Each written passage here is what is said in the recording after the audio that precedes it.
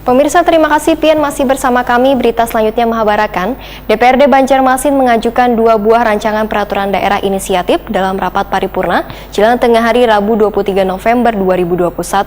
2 raperda yang diajukan adalah retribusi izin memperkerjakan tenaga asing dan fasilitas penyelenggaraan pesantren. Namun dalam memungut setiap retribusi harus ada dasar wan payung hukum yang dibuat oleh pemerintah daerah bersama pihak dewan. DPRD Banjarmasin mengajukan 2 buah rancangan peraturan daerah inisiatif dalam rapat paripurna jelang tengah hari Rabu 23 November 2021. 2 raperda yang diajukan adalah retribusi izin mempekerjakan tenaga asing dan fasilitas penyelenggaraan pesantren.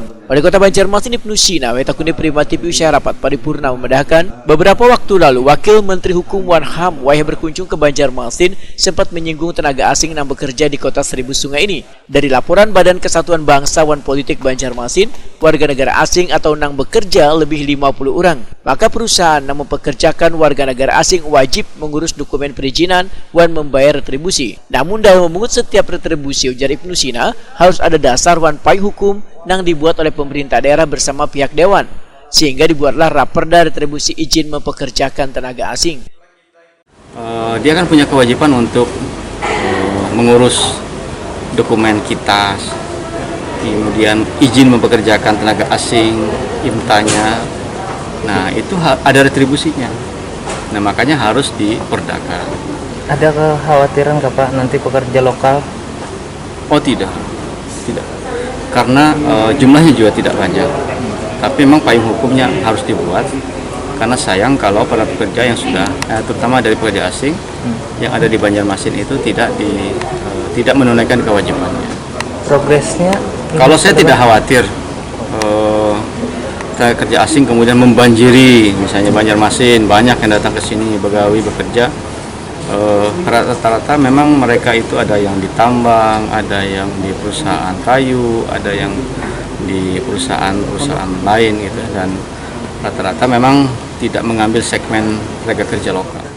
Sedangkan raperda fasilitas penyelenggaraan pesantren, menurut Ibnu Sina, peran pemerintah daerah dalam pengembangan pondok pesantren di Banjarmasin agar lebih maju, karena salah satu kendala yang dihadapi pondok pesantren yang dikelola yayasan swasta adalah masalah pendanaan dan pembinaannya berada di bawah Kementerian Agama.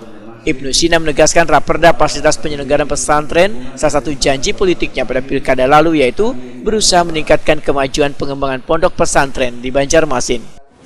Perda tentang pengelolaan pondok pesantren itu sebagai payung agar pemerintah kota, pemerintah kabupaten, pemerintah daerah bisa memberikan bantuan untuk pendidikan non formal seperti pondok pesantren, madrasah swasta.